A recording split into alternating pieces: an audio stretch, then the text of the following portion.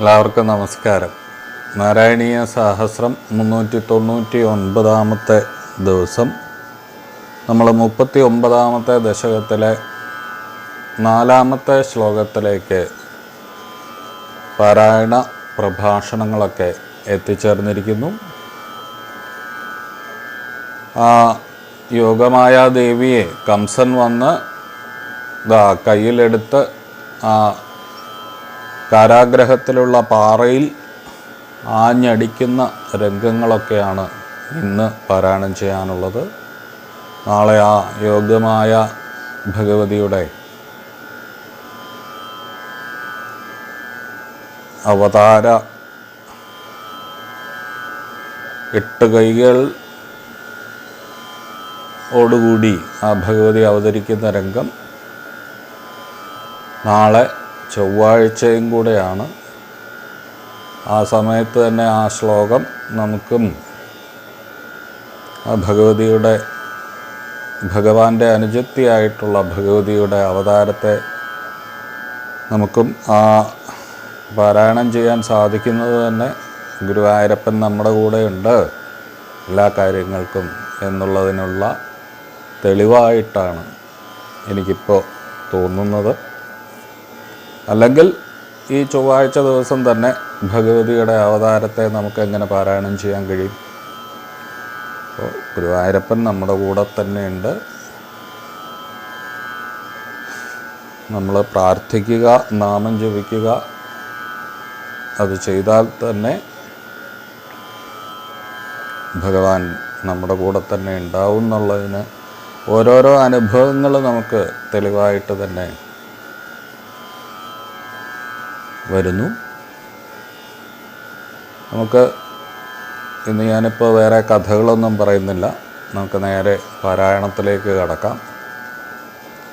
ആ ദേവകിയുടെ കയ്യിൽ നിന്ന് ആ പെൺകുഞ്ഞിനെ വാങ്ങി ആ പാറയിൽ ആഞ്ഞ് അടിക്കുന്ന രംഗങ്ങളാണ് ഇന്ന് കംസൻ. അത് നമുക്ക് പാരായണം ചെയ്യാം. ശ്രീ ഗുരുവായൂരപ്പ ശരണം. കോമളം കൂജേൻ വേണം ശ്യാമളോയം കുമാരകാവേദവേദ്യം പരം ബ്രഹ്മാഭാസതാം പുരതോ മമ. ശ്രീകൃഷ്ണായ പരമഗുരവേ നമോ നമഃ. ശ്രീകൃഷ്ണാർപ്പണമസ്തു. പീതാംബരം കരവിരാജിത ശംഖചക്രകൗമോദഗീ സരസിജം കരുണാസമുദ്രം രാധാസഹായമതിസുന്ദരമന്ദഹാസം വാതാലയേശമനിശം ഹൃദി ഭാവയാമി. ശ്രീ ഗുരുവായൂരപ്പ ശരണം. ഭൂതനാഥ സദാനന്ദ സർവഭൂതദയാപരാരക്ഷരക്ഷ മഹാബാഹോ ശാസ്ത്രേതുഭ്യം നമോ നമഃ. അഗജാനന പത്മാർഗം ഗജാനനമഹർനിശം അനേകദന്തം ഭക്താനാമേകദന്തമുപാസ്മഹേ. ശിവം ശിവകരം ശാന്തം ശിവാത്മാനം ശിവോത്തമം ശിവമാർഗപ്രണേതാരം പ്രണതോസ്മി സദാശിവം. സർവമംഗളമംഗല്യേ ശിവേ സർവാർത്ഥസാധികേ ശരണ്യേ ത്രയംബകേ ഗൗരിനാരായണി നമോസ്തുതേ. ഓം നമോ ഭഗവതേ വാസുദേവായ. ഓം നമോ ഭഗവതേ വാസുദേവായ. ഓം നമോ ഭഗവതേ വാസുദേവായ.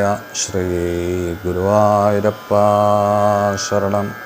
ഹരിശ്രീ ഗണപതേ നമ. അവിഘ്നമസ്തു. ഹരിശ്രീ ഗണപതേ നമ. അവിഘ്നമസ്തു. ശ്രീ ഗുരുവായൂരപ്പ ശരണം.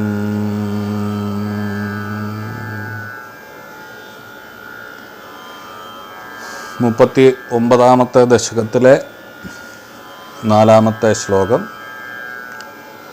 ധ്രുവം കപടശാലിനോ മധുഹരസ്യ മായാ ഭവേദാസാവിതി കിശോരികാം ഭഗിനികാകരാലിംഗിതാം. ദ്വീപോ നളിനികാന്തരാദിവ മൃണാളികാമാക്ഷിപനയം ത്വദനുജാമജാമുപലപട്ടകേ പിഷ്ടവാൻ. ധ്രുവം കപടശാലിനോ മധുഹരസ്യ മായാ ഭവേദ സാവിതി കിശോരികാം ഭഗിനികാകരാലിംഗിതാം ദ്വീപോദളിനികാന്തരാദിവ മൃണാളികാമാക്ഷിപന്മയം ത്വദനുജാം അജാമുപലപട്ടകേ പിഷ്ടവാൻ. ശ്രീ ഗുരുവായൂരപ്പ ശരണം. നാരായണീയ സാഹസ്രം 399 ദിവസം. ഈ ചാനൽ ആദ്യമായിട്ട് കാണുന്നവരാണെങ്കിൽ ഈ ചാനൽ സബ്സ്ക്രൈബ് ചെയ്യുക. സബ്സ്ക്രൈബ് ചെയ്തവർ ഇതിലെ വീഡിയോസൊക്കെ കൂടുതൽ ഷെയർ ചെയ്യുക. സജ്ജനങ്ങളെ കൂടുതൽ ഈ സത്സംഗത്തിലേക്ക് കൊണ്ടെത്തിക്കുക. ലൈക്ക് ചെയ്യുക, കമൻറ്റ് ചെയ്യുക എന്നുകൂടി അഭ്യർത്ഥിക്കുന്നു. എല്ലാവർക്കും ഗുരുവായൂരപ്പൻ്റെയും ഗുരുനാഥന്മാരുടെയൊക്കെ അനുഗ്രഹം എന്നും ഉണ്ടാവട്ടെ എന്ന് പ്രാർത്ഥിക്കുന്നു. എല്ലാവർക്കും നമസ്കാരം.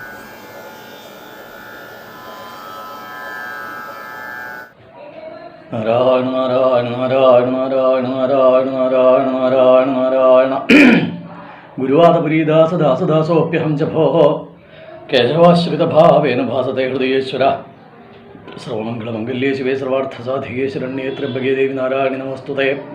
പത്മജാദ്യർച്ചിതം ദേവം പത്മജാ പ്രാണനായകം പത്മനാഭപുരാധീശം പത്മനാഭം നമാമ്യഹം. കൗസല്യാപ്രിയമാത്മജം ഭക്താനുഗ്രഹഗാതരം സീതയാ സഹിതം ദേവം ശ്രീരാമം തം ഭജാമ്യഹം. അനന്തശായിനം ദേവമനന്തപുരവാസിനം കമലാധവസുന്ദരം സ്മരാമി ഹൃദി സന്തതം. ശിവം ശിവകരം ശാന്തം ശിവാത്മാനം ശിവോത്തമം ശിവമാർഗപ്രണേതാരം പ്രണതോസ്മി സദാശിവം. ശ്രീകൃഷ്ണായ പരമഗുരവേ നമോ നമഃ. ശ്രീകൃഷ്ണാർപ്പണമസ്തു. ശ്രീ ഗുരുവായൂരപ്പ ശരണം.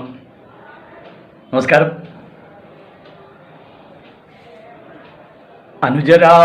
അനുജാരവ ക്ഷപിത നിദ്രാവേഗ എന്നാണ് ഇന്നലെ പറഞ്ഞത്. അവിടുത്തെ അനുജയുടെ ആരവം എന്ന് വെച്ചാൽ ഭയങ്കര ശബ്ദം. അത് വസുദേവര് ഗോകുലത്തിലെത്തിയപ്പോൾ നിഭൃതമാരുതൽ എന്നാണ് പ്രയോഗം. എന്ന് വെച്ചാൽ ചെറുതായിട്ട് കരഞ്ഞു. അതെന്താർത്ഥം? അവിടെ എന്താ അങ്ങനെ കാരണം എന്ന് വെച്ചാൽ ഗോപികമാർക്ക് നിദ്രാഭംഗം, ഉറക്കം പോകരുത്. അപ്പോൾ അതുകൊണ്ട് എന്ത് ചെയ്തു? അതുകൊണ്ട് വളരെ സോഫ്റ്റായിട്ട് മൈൽഡായിട്ടുള്ള കരച്ചിലായിരുന്നു. ഇവിടെത്തിയപ്പോൾ ആരമായി, നല്ല ഉച്ചത്തിലുള്ള ശബ്ദമായി. എന്താ കാരണം? ഒരൊറ്റ എണ്ണം ഉറങ്ങരുത്, അത് തന്നെ വിചാരം, ഉദ്ദേശം.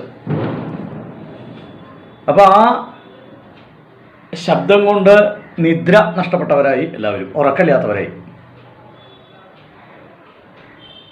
ഈ ഉറക്കമില്ലാത്തവരായി എന്നുള്ളത് താൽക്കാലികമായിട്ട് കുറച്ച് നേരത്തെ ഉറക്കം പോയി എന്നുള്ളതല്ല അതിനർത്ഥം. മറ്റവർക്കെല്ലാവർക്കും സന്തോഷം കൊണ്ട് ഉറങ്ങാൻ സാധിച്ചില്ലെങ്കിൽ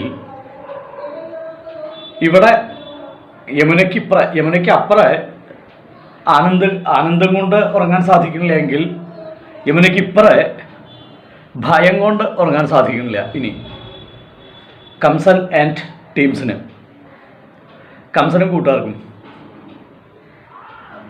അപ്പോൾ ഒരു ദിക്കിൽ ഭയങ്കര ശബ്ദം ഉണ്ടാക്കിയത് എന്തിനാണെന്ന് വെച്ച് കഴിഞ്ഞാൽ ഉറങ്ങാതിരിക്കുക. ഒരു ദിക്കിൽ മൈൽഡായിട്ട് മാത്രം കരഞ്ഞത് എന്തിനാണെന്ന് വെച്ച് കഴിഞ്ഞാൽ ഉണരാതിരിക്കാൻ. ഇത് ഭഗവാന്റെ ലീലയുടെ ഒരു പ്രത്യേകതയാണ്. കാരണം ഈശ്വര നിഷേധം ചെയ്യുന്നവർക്ക് ഉറക്കം കൊടുക്കില്ല. അവരിങ്ങനെ എപ്പോഴുമായിട്ട് അലച്ചുകൊണ്ടിരിക്കും. അതിനു പുറമെ ഇപ്പോൾ നിരീശ്വരവാദിയുടെ വീടിൻ്റെ 2 സൈഡിലും ഭജനയും. ചിലപ്പോൾ അയാൾക്കാണെങ്കിൽ അത് കേട്ടാൽ ദേഷ്യം വരും. അയാൾ അവിടെ വീട് വാങ്ങിപ്പോയി, അറിയാണ്ട് വീട് വാങ്ങിയതാ, അപ്പുറത്തും ഇപ്പുറത്തും ഭജനയാണ്. അങ്ങനെ സംഭവിക്കും. അത് ഭഗവാന്റെ ഒരു മാജിക്കാ. നീ ഇത് കേട്ട് ഉറങ്ങാതിരിക്കണം. അതാണ് ഭഗവാന്റെ ഉദ്ദേശം. അപ്പോൾ അനുജത്തിയുടെ ആരവം അത് കേട്ടുകൊണ്ടാണ് കംസൻ എത്തിച്ചേരുന്നത്. ഇത്തവണ ദേവകി ദേവി കാൽക്കൽ വീണ് നമസ്കരിച്ചു. കാരണം 6 കുട്ടികളെ ഏട്ടൻ കൊന്നത് ആൺകുട്ടികളാണെന്നെങ്കിലും പറയാം.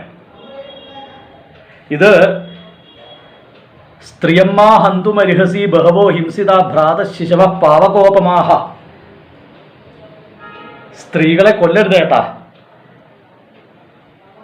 അങ്ങ് ശിശുക്കളായിട്ടുള്ള 6 പേരെ കൊന്നു കഴിഞ്ഞു, എൻ്റെ ഉദരത്തിൽ ജനിച്ചവരെ. ഇതിനെങ്കിലും പുത്രികൈകാ പ്രതീയതാം യാചിച്ചു ദേവകി. ഈ ഒരു പുത്രിയെങ്കിലും എനിക്ക് തന്നൂടായി.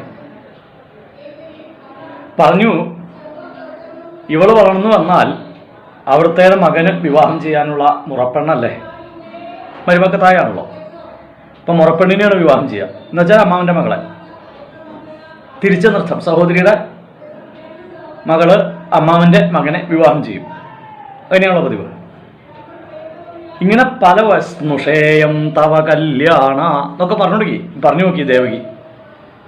കല്യാണം എന്ന് വെച്ചാൽ കംസന്റെ മുഖത്ത് നോക്കിയിട്ട് വിളിക്കാൻ ദേവകിക്ക് ബുദ്ധിമുട്ടുണ്ടാവും. കല്യാണം എന്ന് വെച്ചാൽ മംഗളസ്വരൂപ എന്നാണ് അർത്ഥം. കംസനെ എങ്ങനെയാണ് വിളിക്കണത്? ആവശ്യക്കാരന് ഔചിത്യമില്ലാത്തതുകൊണ്ട് ദേവകി അങ്ങനെ വിളിച്ചു പോയി കംസനെ. മംഗളസ്വരൂപാന്ന്.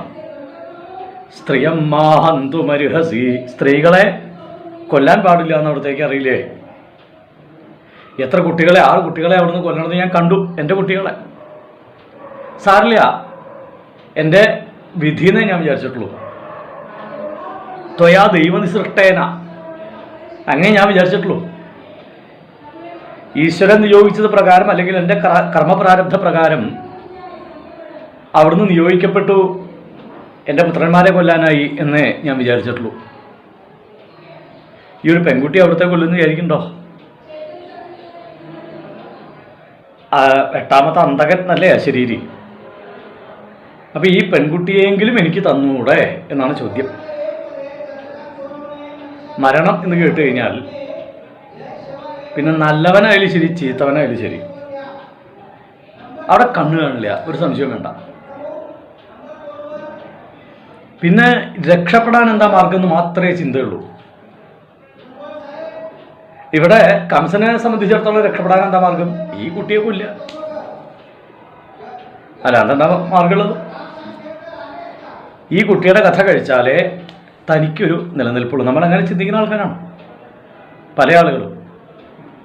എന്നുവെച്ചാൽ വേറൊരാളുടെ നിലനിൽപ്പില്ലായ്മയാണ് തൻ്റെ നിലനിൽപ്പെന്ന് ചിന്തിക്കുന്നവരാണ് നമ്മൾ പല ഘട്ടങ്ങളിൽ, പല ആളുകളും, എല്ലായ്പ്പോഴും അല്ല. അപ്പോൾ അറിയാതെ പോലും എത്ര നല്ലവനും പ്രാർത്ഥിച്ചു പോവും, അവൻ്റെ തലയിൽ ഒരു തേങ്ങ ഒന്ന് ഇട്ട് തരണേന്ന് ഭഗവാനോട്. കാരണം my survival is the most important thing in this world for me.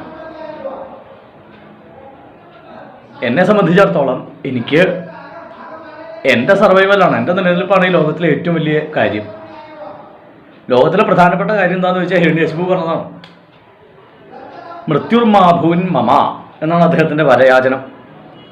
എനിക്ക് മരണം ഉണ്ടാവരുതെന്ന്. പരോക്ഷമായിട്ട് 99% ആൾക്കാരുടെയും പ്രാർത്ഥനയും കാര്യങ്ങളൊക്കെ അത് തന്നെയാണ്. ഈ നരകത്തിൽ നിന്ന് തന്നെ കരകയറ്റിയിടണേ എന്ന് പ്രാർത്ഥിച്ചുവല്ലോ. അപ്പോൾ ഭൂരിപക്ഷം ആളുകളും പ്രാർത്ഥിക്കുന്നത് എനിക്ക് ചുറ്റും പ്രളയം വന്നാലും ഞാൻ മാത്രം മരിക്കരുതേ എന്നാണ്. അപ്പോൾ സർവൈവൽ സേക്ക് എന്നൊരു സാധനമുണ്ട്, നിലനിൽപ്പിന് വേണ്ടിയിട്ടുള്ള ഒരു ചിന്ത. അപ്പോൾ അതിനുവേണ്ടി എന്തും ചെയ്യുന്ന ആൾക്കാരാണ് ഭൂരിഭാഗം ആളുകളും. എല്ലാവരും എന്ന് നമുക്ക് പറയാൻ സാധിക്കില്ല. കംസനെ പോലുള്ളവരെ സംബന്ധിച്ച് സംശയിക്കേണ്ട. കംസന്റെ ഇപ്പോഴത്തെ നിലനിൽപ്പ് എന്താ? കംസന്റെ നിലനിൽപ്പ് മറ്റുള്ളവരെ ഭയപ്പെടുത്തുകയും അവനവൻ സ്വയം ഭയപ്പെടുക. മറ്റുള്ളവരെ ഭയപ്പെടുത്തുന്നത് തൻ്റെ അധികാരം കൊണ്ടാണ്. അവനവൻ ഭയപ്പെടുന്നത് തൻ്റെ മരണത്തെയാണ്. അപ്പോൾ കംസൻ നല്ലൊരു കഥാപാത്രമാണ്. വാസ്തവത്തിൽ നമുക്കൊക്കെ പഠിക്കേണ്ട ഒരു കഥാപാത്രം തന്നെയാണ് കംസ മഹാരാജാവ്. കാരണം ഭീരുത്വം എന്നുള്ളതാണ് അവിടെ കാണുന്നത്. അപ്പം മരണം വരുമ്പോൾ, അല്ലെങ്കിൽ നിലനിൽപ്പിന് വേണ്ടി നമ്മൾ കാണിച്ചു കൂട്ടുന്ന കോപ്രായങ്ങൾ കംസൻ കുറച്ച് പരസ്യമായിട്ട് കാണിച്ചു എന്നേ ഉള്ളൂ. നമ്മൾ എന്ത് ചെയ്യുന്നു? തലയിൽ തോർത്ത് കൊണ്ടിട്ട് ജ്യോത്സനെ കാണാൻ പോകണു. അതിലൊന്നും വിശ്വാസമില്ല എന്ന് പ്രസംഗിച്ച് നടക്കുന്ന ആളാ. എന്താ സമയം ഇങ്ങനെയെന്ന് അറിയാൻ വേണ്ടി ജ്യോത്സ്യൻ്റെ അടുത്ത് പോകണു. കാരണം നിലനിൽപ്പ് തന്നെ പ്രശ്നം. എന്നാൽ തൻ്റെ നിലനിൽപ്പ് ഭഗവത്ഗീത ഉപദേശിക്കാൻ കാരണം തന്നെ അതാണല്ലോ. തൻ്റെ നിലനിൽപ്പ് നശിക്കാത്തതാണ്, താൻ നിൽക്കുന്നവനാണ്, ആദിയുള്ളവനല്ല, അന്തമുള്ളവനല്ല, മധ്യമുള്ളവനല്ല എന്ന് ബോധ്യം വന്നാൽ ഒരാൾക്ക് നിലനിൽപ്പിനെ കുറിച്ച് ചിന്തയുണ്ടാവില്ല. എത്ര ശതമാനം ആളുകൾക്ക് ആ ബോധ്യം ഉണ്ടാവും? ഇനി ആ ബോധ്യം ഉണ്ടായാൽ മതിയോ? അത് ജീവിത ആചാരത്തിലേക്ക്, ജീവിത പ്രാക്ടീസുകളിലേക്ക് അത് കൊണ്ടുവരണ്ടായി. അതെത്ര പേർക്കുണ്ടാവും? അപ്പം കംസനെ സംബന്ധിച്ചിടത്തോളം കംസൻ ഈ വക വേദാന്തം ഒന്നും അറിയില്ല. അപ്പം ദേവകി വസുദേവന്മാരെ പോലെയുള്ള വേദാന്തികൾ തന്നെ പറയുന്നു, എനിക്ക് എൻ്റെ കുട്ടിയെ തരൂ പ്ലീസ് എന്ന് അവരെ കൊണ്ട് പറയിപ്പിക്കണു കർമ്മങ്ങൾ. എങ്കിൽ സാധാരണ മനുഷ്യൻ, ആവറേജ് മനുഷ്യൻ ഒക്കെ പ്രാർത്ഥിക്കുന്നത് ഈ പ്രാർത്ഥന മാത്രമാണ്. ആരൊക്കെ നശിച്ചാലും ഞാൻ നിലനിൽക്കണം. നമ്മളറിയണില്ല, ഞാൻ നിലനിൽക്കാൻ വേണ്ടി ഒന്നും ചെയ്യേണ്ട ആവശ്യമില്ല. അത് നിലനിൽക്കുന്ന സാധന. അഹം അദ്വിതീയം, ഞാനല്ലാതെ മറ്റൊന്നുമില്ല അവിടെ. അപ്പം ഞാൻ നിലനിൽക്കില്ലേ? പക്ഷെ അറിയുന്നില്ല. എത്ര അറിവുള്ളവനും, അതിപ്പോൾ പ്രഹ്ലാദൻ്റെ ഒരു ഉപദേശത്തിലുണ്ട്. പ്രഹ്ലാദൻ കൂട്ടുകാരെ ഉപദേശിക്കുമ്പോൾ അവിടെ പറയും, വിദ്വാംശ്ച ദോഷം പരവിത്ത ഹർത്തു എന്ന് അദ്ദേഹം ഉപദേശിക്കുന്നുണ്ട്. എത്ര വലിയ വിദ്വാനും മറ്റുള്ളവരുടെ സ്വത്ത് അപഹരിച്ച് ദോഷം ഉണ്ടാവുന്നതാണ്. കാരണം എന്താ? വിവാഹം ചെയ്ത് കുട്ടികളുണ്ടാവുമ്പോൾ, കുടുംബം ഉണ്ടാവുമ്പോൾ ആ കുടുംബം പുലർത്താൻ വേണ്ടി അയാൾ എന്തും കാണിക്കും. അപ്പം മറ്റുള്ളവരുടെ സ്വത്ത് അപഹരിച്ച ദോഷം എത്ര വലിയ വിദ്വാന് പോലും ബാധിക്കും എന്ന് അദ്ദേഹം പറയുന്നുണ്ട്. കാരണം ഈ നമ്മൾ തുടങ്ങി വെച്ച വിഷയം സർവൈവൽ സേക്ക്, നിലനിൽക്കാനുള്ള ഉപായങ്ങൾ, അതെന്തും ഏതറ്റം വരെയും നമ്മൾ പോകും. ഏതായാലും ധ്രുവം കപടശാലിനോ മധുഹരസ്യമായ ഭവേൽ. ധ്രുവം, ഇത് ഉറപ്പാണ്. കപടശാലിനോ മധുഹരസ്യമായ ഭവേൽ. കപടശാലിയാണ്, കപടം ശീലമായിട്ടുള്ളവനാണ്. കപടം ശാലി എന്ന് വെച്ച് കഴിഞ്ഞാൽ ശീലമായിട്ടുള്ളവനല്ല, അതാണ് സ്വഭാവം. രക്തത്തിലരിഞ്ഞവൻ, കാപട്യം. കപടശാലിനോ മധുഹരസ്യ, മധുഹരൻ, മധുസൂദനൻ. മായാഭവേൽ, അവൻ്റെ കളിയാണിതല്ല. അത് കംസൻ അറിയാം. കംസൻ അറിയാണ്ടൊരു വേദാന്തം പറഞ്ഞതാണ് അവിടെ, മധുഹരസ്യ മായാഭവേൽ ധ്രുവം എന്ന്.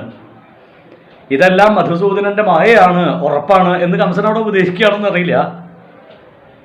പക്ഷെ അദ്ദേഹം ഉദ്ദേശം അതല്ല. ഈ വേഷം, അവൻ ആണായിട്ട് പെണ്ണായിട്ടും ആണും പെണ്ണും കേട്ട വേഷത്തിലൊക്കെ വരും. മൃഗമായിട്ടും വരും, മനുഷ്യനായിട്ടും വരും, മൃഗവും മനുഷ്യനും കൂടി വരും. ഈ കളിയൊന്നും എൻ്റെ അടുത്ത് നടപ്പില്ല. ഇതവൻ്റെ മായ തന്നെ.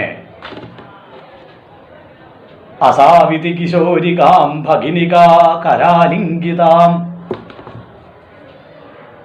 ഇത് തന്നെ ഇവൻ അസവ് എന്ന് പറഞ്ഞാൽ വാസ്തവത്തിൽ പുല്ലിംഗ. ഇത് ഇവൻ എന്ന് അവിടെ ഉദ്ദേശിക്കുന്നത് ഭഗവാനെയാണ്. അപ്പോൾ ഈ സ്ത്രീ പെൺകുട്ടിയെ കണ്ടിട്ടാണ് ഇവൻ എന്ന് പറയുന്നത്. അത് ഇവൻ തന്നെയാണ്, ഇത് ഇവളല്ല.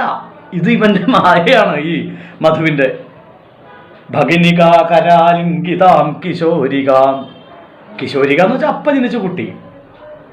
ഭഗിനിക കരാലിംഗിത, സഹോദരിയുടെ കരത്തിൽ ആലിംഗനം ഇങ്ങനെയാണ് പിടിച്ചിരിക്കുന്നത് ദേവകി. ഏട്ടൻ എടുക്കരുതെന്ന് വിചാരിച്ചിട്ട് അപേക്ഷിച്ചുകൊണ്ട് കെട്ടിപ്പിടിച്ചിരിക്കുക. പക്ഷേ എന്തുണ്ടായി? ദ്വിപോ നളിന കാന്തരാദിവ മൃണാളികാമാക്ഷിപൻ. മൃണാളിക താമര, നളിന കാന്തരാൽ എന്ന് വെച്ചാൽ താമര പൊയ്കയിൽ നിന്ന്, മൃണാളിക എന്ന് വെച്ചാൽ വളർന്നു വരുന്ന താമരയാണ്, ഇളം താമര.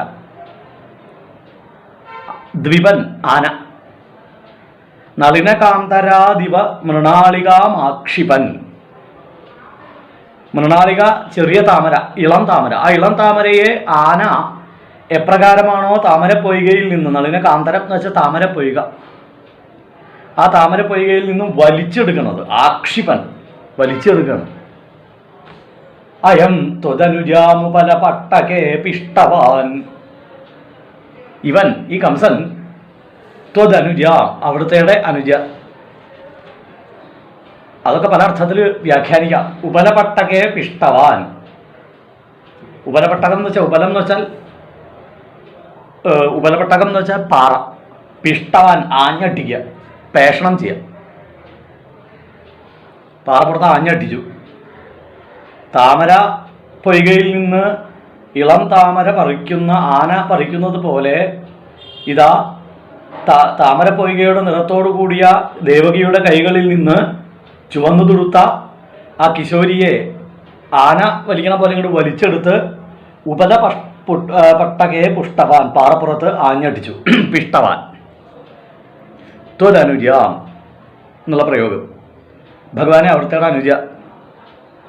ജനനമരണങ്ങളില്ലാത്ത അനുജ എന്ന് വെച്ചാൽ കൂടെ ജനിച്ചവൾ, പിന്നീട് ജനിച്ചവൾ, തുടർന്ന് ജനിച്ചവൾ എന്നാണ് അർത്ഥം. ജനനമരണങ്ങളില്ലാത്ത അവിടത്തേക്ക് എങ്ങനെയാണ് അനുജ ഉണ്ടാവുന്നത്? അപ്പോൾ അവിടെ എന്താ അർത്ഥം? അവിടെ അർത്ഥം അനുജ, അനുസരിക്കുന്നവൾ, ആ അനു ഒപ്പമുള്ളവൾ എന്നർത്ഥം. ഒപ്പമുള്ളവൾ നമ്മുടെ പഴയ കൃഷ്ണാവതാരം തുടങ്ങുമ്പോൾ എന്താ പറഞ്ഞത്? ശക്തി, ശക്തൻ. ശക്തിയുടെ ഒപ്പമുള്ള ഭാവം ശക്തൻ. ഇവിടെ ഉദ്ദേശിച്ചിരിക്കുന്നത് അങ്ങേക്ക് ശേഷം ജനിച്ചവൾ എന്നാണെങ്കിലും നമുക്ക് വ്യാഖ്യാനിക്കുമ്പോൾ കൂടെ ഉള്ളവൾ എന്നർത്ഥത്തിൽ അനുജ. ആ കൂടെയുള്ളവളായിട്ടുള്ളത് ശക്തിയാണ്. ശക്തന്റെ കൂടെയുള്ളത് ശക്തി. ജനനമരണങ്ങളില്ലാത്ത അവിടുത്തെ കൂടെ നടക്കുന്നവൾ ജനനമരണങ്ങളില്ലാത്ത ശക്തി ആണ്. കൊല്ലാൻ പറ്റുമോ? ഉപലപട്ടകെ പിഷ്ടവാനെ പറഞ്ഞിട്ടുള്ളൂ, ഒന്നും പറഞ്ഞിട്ടില്ല. അപ്പൊ മരണങ്ങളില്ലാത്ത ഒരാളെ കൊല്ലാൻ എങ്ങനെയാ സാധിക്കുക? അപ്പൊ നിഗ്രഹിച്ചിട്ടില്ല. നിഗ്രഹിക്കാൻ വേണ്ടി അടിച്ചു എന്നാണ്, ആഞ്ഞടിച്ചു എന്നാണ്. അങ്ങനെയാണ് കൊല്ലൽ അദ്ദേഹത്തിന്റെ ഒരു മോഡസ് ഓപ്പറന്റായി. അതാണ് എന്നുവെച്ചാൽ പാറപ്പുറത്തടിക്കുക പതിവ്, കാല് പിടിച്ചിട്ട്. കഴിഞ്ഞ 6 ആൾക്കാരെയും കൊന്നിരിക്കുന്നത് അങ്ങനെയാണത്. ഏതായാലും ഇപ്പം ഇതിങ്ങനെ സംഭവിച്ചു. മരണങ്ങളില്ലാത്ത, ജനനങ്ങളില്ലാത്ത, മദ്യങ്ങളില്ലാത്ത, വയസ്സില്ലാത്ത, രൂപമില്ലാത്ത ആളെ പിടിച്ച് പാറപ്പുറത്തടിച്ചു. ധ്രുവം കപടശാലിനോ മധുഹരസ്യ മായാഭവേൽ. ഇത് ഉറപ്പാണ്, മധുസൂദനന്റെ മായയാണ് ഇത്. അസാവിതി കിശോരികാം ഭഗിനികാകരാലിംഗിതാം. അവിടെ സഹോദരിയുടെ കരാലിംഗനം ചെയ്യപ്പെട്ട് കിടക്കുന്ന കിശോരികയെ ദ്വിപോ നളിനകാന്തരാദിവ മൃണാളികാമാക്ഷിപൻ. താമരപ്പൊയ്കയിൽ നിന്ന് ഇളം താമര ആന എടുക്കുന്നത് പോലെ വലിച്ചെടുത്ത് അയം ത്വതനുജാമുപലപട്ടകേ പിഷ്ടവാൻ, അവിടുത്തെ അനുജത്തിയെ പാറപ്പുറത്ത് ആഞ്ഞടിച്ചു ഇവൻ. നമസ്കാരം. ജയ് ശ്രീകൃഷ്ണൻ.